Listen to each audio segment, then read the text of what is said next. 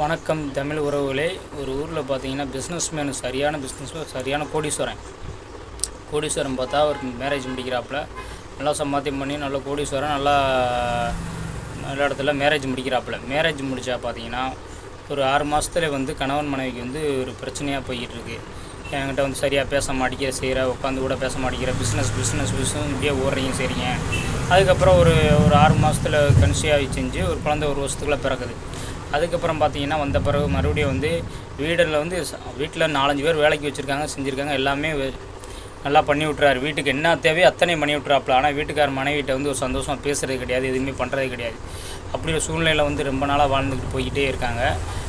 அதுக்கப்புறம் பார்த்தீங்கன்னா ஒரு 2 வருஷம் கழிச்சு மறுபடியும் ஒரு குழந்தை பிறந்துருச்சு. நான் அவங்க கூட 3 வருஷம் வாழ்ந்து செஞ்சுருக்கேன். நீங்கள் என்னென்னு காலைல வர்றீங்க செய்கிறீங்க, இதை வாங்கி கொடுக்குறீங்க செய்கிறீங்க, இப்படி போய்கிட்டே இருக்கீங்க. நீ வெளியில் ஒரு நாள் கூட கூட்டு போக மாட்டீங்க, செய்ய மாட்டீங்க. நான் ஒரு ஜெயில் வாழ்க்கை மாதிரி வீட்டுக்குள்ளேயே நான் வாழ்ந்துக்கிட்டு செஞ்சுக்கிட்டு இருந்தீங்கன்னா எப்படி தான் என் வாழ்க்கை வாழ்கிறது செய்கிறது? நீங்கள் பணம்னு ஓடிக்கிட்டே இருக்கீங்க.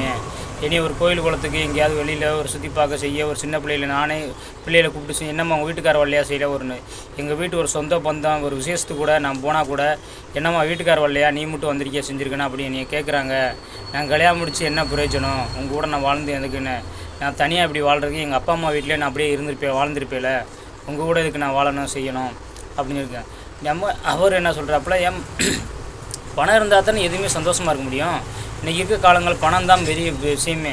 எனக்கு பணம் சம்பாதிக்கணும். நீ உனக்கு என்ன தேவை, நகை எதுவுமே எல்லாம் உனக்கு என்ன தேவையோ, உனக்கு கார் வேணா வாங்கி தரேன், எல்லாமே உனக்கு பண்ணி கொடுக்குறேன்னு செய்கிறேன்.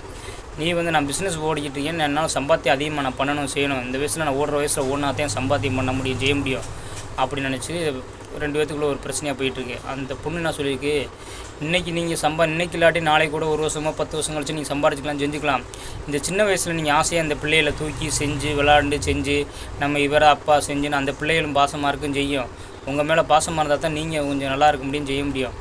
இந்த வயசில் தூக்காமல் 10 வயசில் உங்கள் பிள்ளையை தூக்கி விளாட முடியுமா, செய்ய முடியுமா? நீங்கள் பணத்தை வச்சு அந்த வயசில் என்ன செய்ய முடியும் அப்படின்னு சொல்லி கேட்கும்போது, நீ தான் அதுக்கு நீ இருக்கல, இனி எதுக்கு நீ எதிர்பார்க்குற செய்கிற? நீ பிள்ளைகளை பார்த்துக்க செஞ்சுக்க தானே உனியை கல்யாணம் முடிச்சு நான் கூட்டு வந்து நீயே செஞ்சுருக்கேன் அப்படின்னு சொல்லி 2 பேத்துக்கு தகராளாக போய்கிட்டுருக்கு. ரொம்ப நாளாக இந்த பிரச்சனையாக போய்கிட்டுருக்கு. அந்த பொண்ணு இவரோட நம்ம சந்தோஷமாக வாழ முடியல, செய்யலை. நம்மளோட பேச மாட்டேங்கிறாரு, செய்ய மாட்டேங்கிறாரு. நம்ம பிள்ளைகளை கூப்பிட்டு நம்ம எங்கேயா போயிடும். நம்ம அப்பா அம்மா வீட்டுக்கு போனாலுமே நம்மளும் சத்தம் போடுறாங்க, செய்கிறாங்க. இங்கே எதுக்கு அக்கம் பக்கத்தில் அப்பா அம்மா வீட்லேயே பக்கத்தில் எதுக்கு இங்கே செஞ்ச அங்கேயே உன்னால் வாழ முடியாதா? உன் வீட்டுக்காரர் அவ்வளோ உனக்கு சப்போர்ட் பண்ணி உனக்கு எல்லாமே வாங்கி கொடுக்குறாருல, செய்கிறாருல, உனக்கு வேணுங்கிற வசதி வச்சுருக்காருல, நீ எதுக்கு இங்கே செஞ்சேன்னு அப்பா அம்மாவும் நம்ம கேட்குறாங்க, செய்கிறாங்க. நம்ம இதுக்கு மீறி நம்ம என்ன செய்ய முடியும்?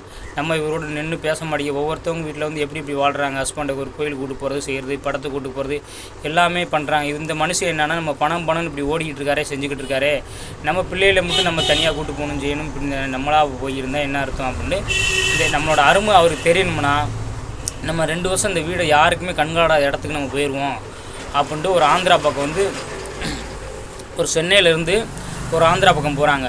போயிட்டு அந்த அம்மா ஒரு வீட்டில் வட்டி வழக்கு ஒரு பாத்திர வழக்கு செஞ்சு அவங்க வீட்டில் ஒரு சின்ன வீடு இருக்குது. இந்த 2 பிள்ளைகளை கூப்பிட்டு போய் அங்கே வச்சு வளர்த்து செஞ்சு ஒரு 2 வருஷத்துக்கு வளர்த்து செஞ்சு போய்கிட்டு இருக்கும்போது அவருக்கு நாளோடையில் என்னென்ன பொண்டாட்டியை காணும் செய்யணும், பேப்பரில் விளம்பரம் கொடுக்க, டிவியில் விளம்பரம் கொடுத்து எல்லாமே பார்த்துருக்காரு. நாளோடையில் ஒரு தவளும் கிடையாது. அவங்க மாமனார் பக்கமோ அவங்க அப்பா அம்மா எல்லாருமே தேடுறாங்க, செய்கிறாங்க. எந்தெந்த ஊர்லேயே ஃபோட்டோ போட்டு எல்லாமே தேடுறாங்க. எந்த ஒரு நியூஸுமே ஒரு 2 வருஷத்துக்கு 2 வருஷம் 3 வருஷம் கிடைக்கவே கிடையாது. அப்படிங்கும்போது இவருக்கு ஒரு மனநிம்மதி மாதிரி நம்ம வீட்டுக்காரம்மா நம்ம பணம்னு இப்படி இருந்ததுனால தான் நம்மளை விட்டுட்டு போயிட்டாங்களோ செஞ்சுட்டாங்களோ அப்படின்ட்டு அவர் மனசுக்குள்ளேயே எண்ணி தனியாக ஒரு வீட்டுக்குள்ளே ஒரு மனுஷன் அவருக்கு ஒரு அப்பா அம்மா கிடையாது. அப்படிங்கும்போது அவர் வீட்டுக்குள்ளே தனியாகவே கடந்து நம்ம பிள்ளைகளை நம்ம பார்க்க முடியலை, நம்ம இப்படி இருக்குமே நிம்மதி இல்லாமல் செய்யாமல் நம்ம பணம் நம்ம ஒன்றுனால தான் நம்ம கொண்டாடி நம்மளை விட்டுட்டு போயிட்டா செஞ்சுட்டா.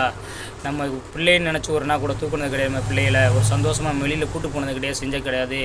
நம்ம இப்படி ஒரு வாழ்க்கையில் நம்ம வாழ்ந்ததுனால தான் நம்மளை விட்டு நம்ம பிள்ளைகளும் நம்மளை விட்டு எல்லாமே பிரிஞ்சு போயிட்டாங்க. நம்ம என்ன செய்யறோம், அவர் மனநோய் மாதிரி அப்படியே கொஞ்சம் கொஞ்சமாக ஆக ஒரு 2 வருஷம் கழிச்சு பார்த்தீங்கன்னா அவங்க திரும்பி வர்றாங்க. அவரை தேடி செஞ்சு வரும்போது அவர் தாடி இவ்வளவுத்துக்கு வளர்த்து செஞ்சு அவர் மனநோய் மாதிரி ஆகி அவருக்கு நிதானமே தெரியலை.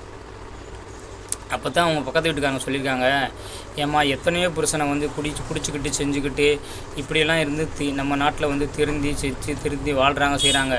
உன் புருஷன் என்ன பணம் அவனை நீ திருத்தி செஞ்சு இருந்தால் தாம்மா திருத்த முடியுமா? நீ இப்படி விட்டுட்டு போயிட்டே செஞ்சுட்ட. எவ்வளோத்துக்கு தாடி வளர்த்து செஞ்சு வாழ்ந்துக்கிட்டு இருக்கார். பக்கத்து வீட்டுக்காரம்மா சொன்ன மாதிரி எத்தனையோ வீட்டில் எப்படியோ குடும்பம் வாழ்ந்துக்கிட்டு செஞ்சுக்கிட்டு இருக்காங்க. ஒருத்தவங்க பணம்னு ஓடி செஞ்சு அந்த இடத்துல இருந்து அவங்கள வந்து மாற்றணும், செய்யணும். அவங்கள விட்டுட்டு போனாப்புல நம்ம வந்து ஒன்றும் ஆகப்போகிற கிடையாது.